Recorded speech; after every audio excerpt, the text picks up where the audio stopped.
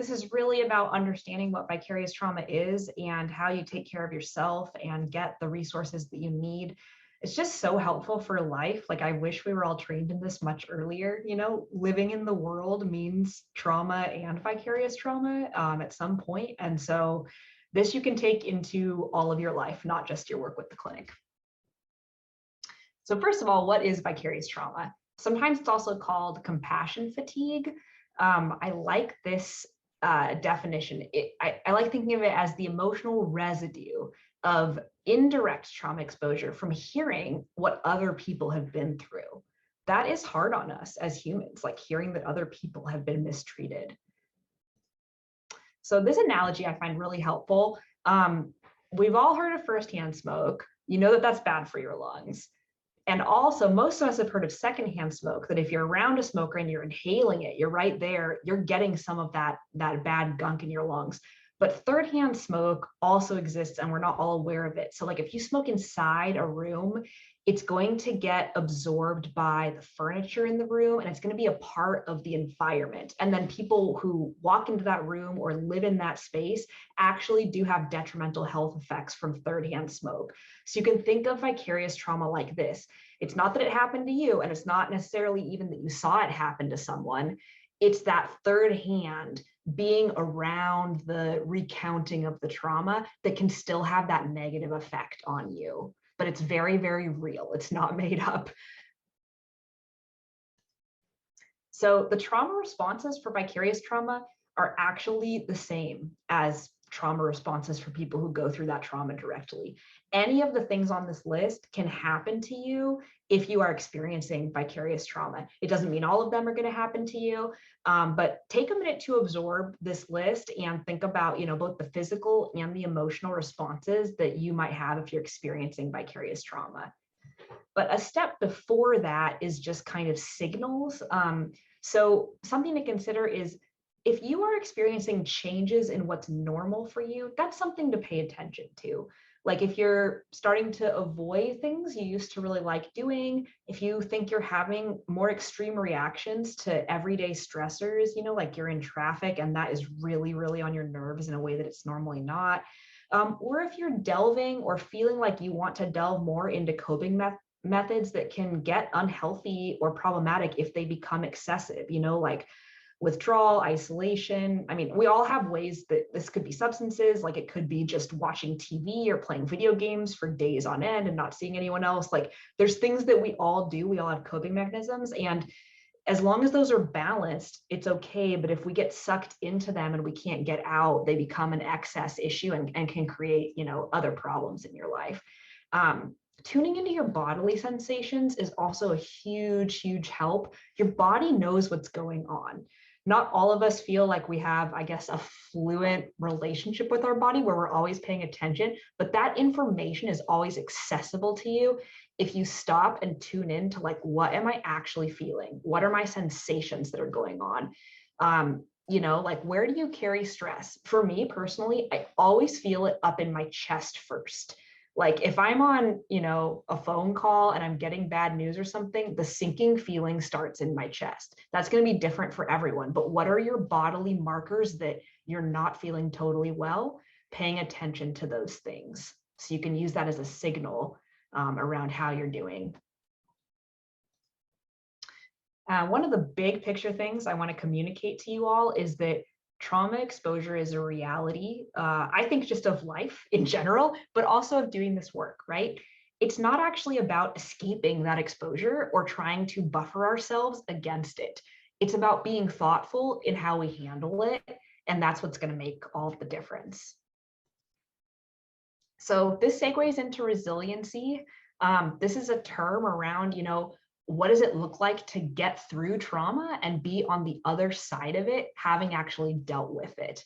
So a huge component of this is just processing the trauma. And we do this in many natural ways already. Like if you have something weird happen to you, you might like call a parent or call your best friend or have someone that you want to just talk it out with. That's a very natural coping mechanism, and it's part of the resiliency matrix. It's also part of connecting with others, right? Like you go through something difficult and you might need that interpersonal connection, need your support around you.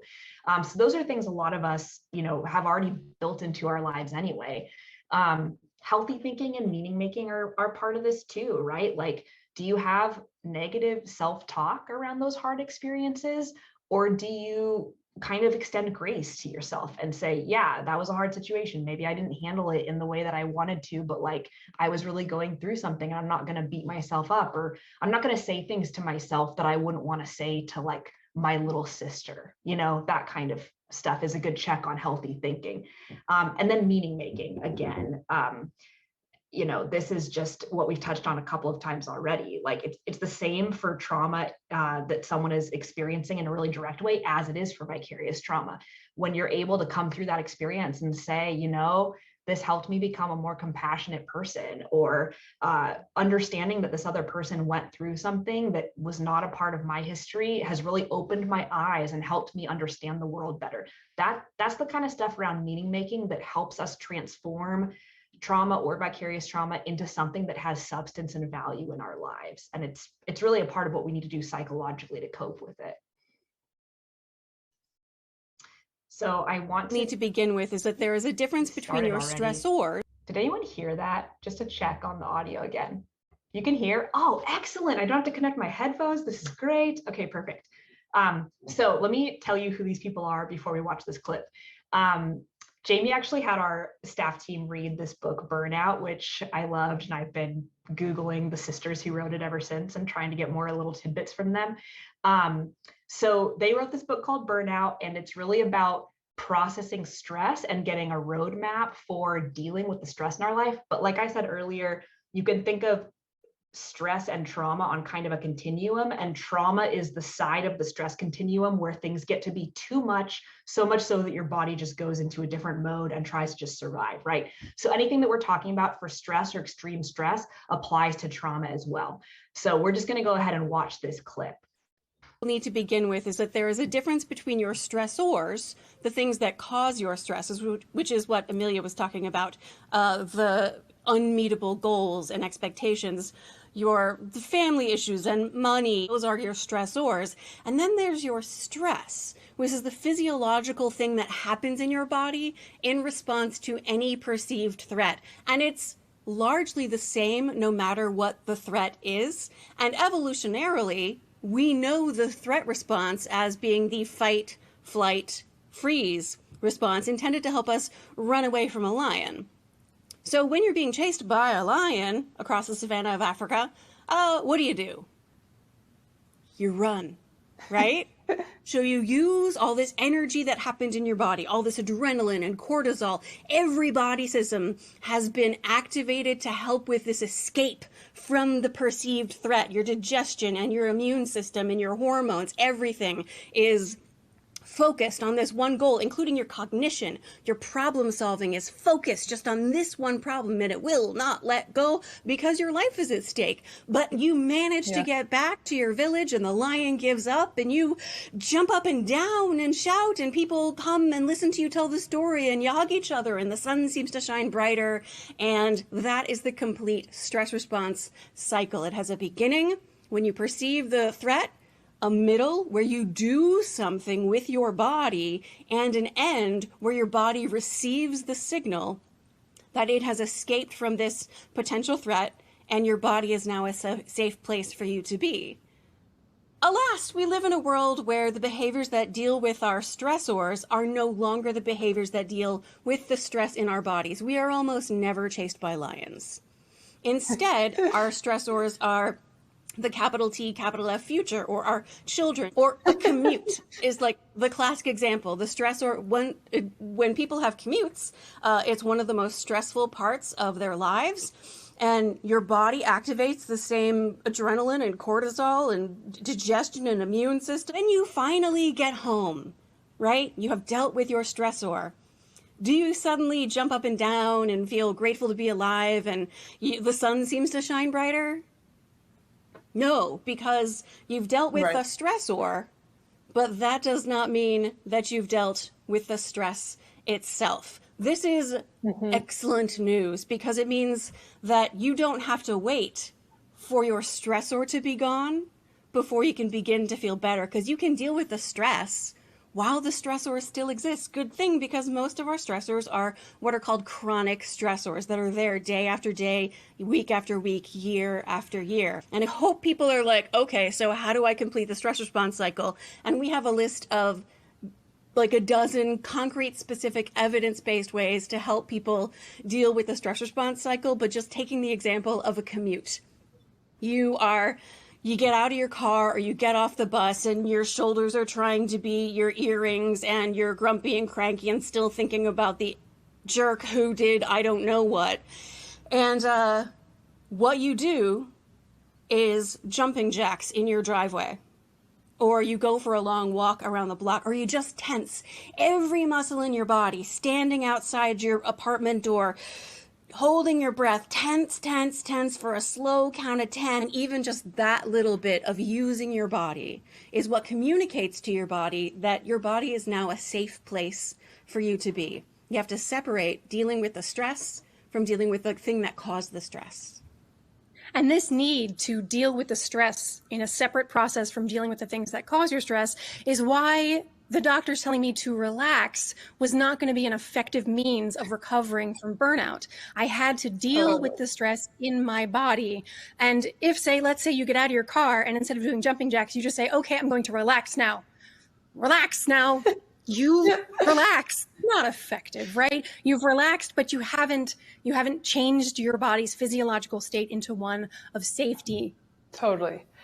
On a first question from the audience. Okay, from Facebook, someone asks, how do you know whether what you're experiencing is Pretty sure that's supposed to be the end of my clip there. So let me just take a step back and say one thing about this.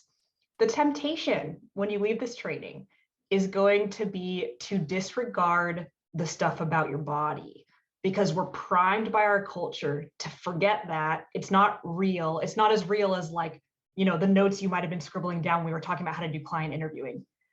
This is so important. And I just want to highlight it. Like the grounding techniques Jamie was talking about, I encourage you to try one today. Like see how it feels. Another one I've started trying to do is putting my hands on my desk and just telling myself, how do my hands feel on my desk? You are an embodied being, and we all have a different level of relationship to that reality, but we live in a culture that doesn't give that truth a lot of credence. So I just want to pause and say, like, it's going to be easiest to try to dump that information from this training and focus on the other stuff. But if you remember, I have to process stress physically. And the same thing is true for my clients. That is an excellent takeaway from our training today. So some key ideas from that clip we just watched is to separate the stressor, the thing that's causing you to feel some kind of threat or emotion, from the stress itself that you're experiencing, right? So the stressor, the external thing, doesn't have to go away for you to get yourself into a place where you feel safe again. And that's what Emily and Amelia Nagoski call completing the stress cycle. You can think of it in multiple ways. Complete the stress cycle, come down from that, decompress, tell myself I'm safe, tell myself I'm good, I'm smart, I'm capable. Anything that you are feeling that makes you feel less than those things is going to make there be like a stress flare in your life. Another thing that I love from their work is this notion of a feeling or a sensation as a tunnel that you actually have to move through. And this is another cultural piece. I mean, it's going to be different for all of us because we all have, different family backgrounds and things. But a lot of people in American culture generally have like a vague sense that feelings are bad and should be shoved away. So if you can flip that a little bit and think about going through the feeling, like letting yourself feel it, letting yourself feel sadness when you've heard something that's really hard, that's completely normal. It might feel like dark and a little bit, hard to let yourself say, I'm going to have this moment and I'm going to go through this. But if If you think about the feeling as a tunnel that you need to transit through instead of a place to freak out and look for a detour, that's kind of the key piece of the tunnel analogy. So go through that sensation. My personal experience with this is that when I try to detour from my emotional tunnels, I just end up in the middle of them later in a time that's less convenient, where I have less emotional control, and it's not very fun. And my family and friends have to deal with me having a moment.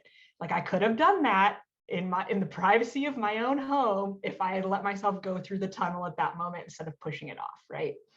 The last piece I want to hit on is just community care. So in that clip when Emily Nagoski was talking about, in the hypothetical context, or like you're running from a lion and that's your stressor, and you get back to your village and you've escaped and you're alive and you celebrate with people. There is something really deeply wired in us where we need to do our stress processing with other people. And that can look like all kinds of things. But I just want to call it community care. You hear a lot about self-care, and that's important and needed, but there's another dimension that we need, which is sharing our frustrations and our triumphs with each other. So that is a core thing that all of us need, and it's a part of processing that stress.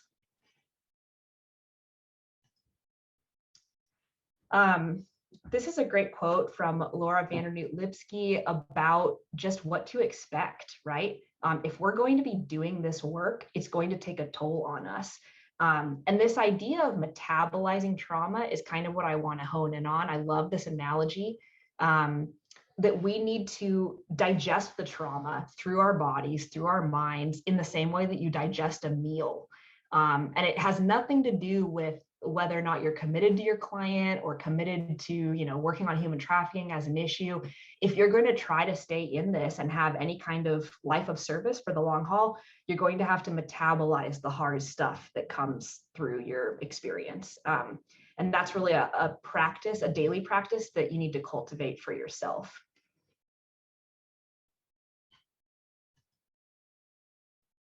So there was a little bit of a teaser for this in the video, ways to complete the stress cycle or metabolize the trauma. The biggest one is physical activity. That's got the most clinical backing in terms of like actually showing that, it lets your cortisol levels come down. Your brain you start to be able to have like executive functioning kick back in if you release through physical activity. Not everybody loves to exercise, so I totally respect that, although I will plug exercise as like a good thing for you, good thing for your stress, good thing for your life. But any kind of physical activity can do this for you. So when she was talking in the video clip about tensing up all your muscles or doing jumping jacks for just like a minute, that still hits your body in the way that it needs in terms of releasing that stress. Physical affection is another one. I've been demanding 20-second hugs from my husband since I learned about this, and it's really effective. Like if you have, a significant other or a roommate or a friend who's around, it's a little hard during the COVID times, but like get some physical affection. It really helps you bring your body back to a place of safety. Connecting with others, we've talked about this a couple times, just being social. I mean, again, a lot of this stuff, when you think about resiliency, it's natural for humans anyway. But knowing this is what we need to get through life, and knowing what pieces you might be missing when you're dealing with something hard can be really helpful. And the last one is creative self-expression. If you have any hobbies that are on the artsy side, even if you're like, I don't feel like I'm good at this, it's just the act of being creative where there's value. It doesn't have to be that you're producing masterpieces, right? So, adult coloring books have been in fashion for a while. Like anything that excites you for creative self-expression, that kind of downtime activates a different part of your brain, and it helps you move on from these hard experiences. I want to stop and just talk about grief for a minute, because there is a reality that I want to highlight here. It's great to approach all of this as we have all these tools, and there are ways that we can metabolize trauma and go through the tunnel of the emotion and get out on the other side. But there are things in life that are so difficult that the framework of getting over it doesn't really apply. So that is for the worst losses in life. And you're probably going to have clients who have been through things like this, and you very well may have already been through things like this, even though you all appear to be relatively young in life. Grief and loss hits us all at random times. And I think the best case scenario is that we move through it and we come out transformed to be more compassionate people who are intimately familiar with the depths of our fragility, like how precious and fragile our life here is, and also kind of those heights of what it means to be fully embodying the human spirit and be able to overcome adversity. And one thing I truly hope for you in your work in the clinic is that your clients, you get to see them wow you on that last part in particular.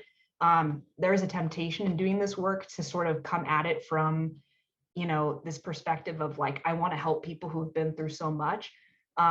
If you have your eyes open and your heart open, they will give you something that you can't experience on your own, which is the ability to witness an incredibly resilient and remarkable human being in action. That's your client.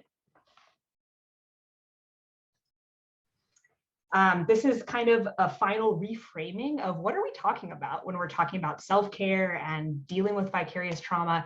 So this is again from the Nagoski sisters. It's a redefinition of wellness. I really like this because before I learned this from them, I kind of thought wellness is like not being stressed out. It's like permanently being in Zen. That's not life, right?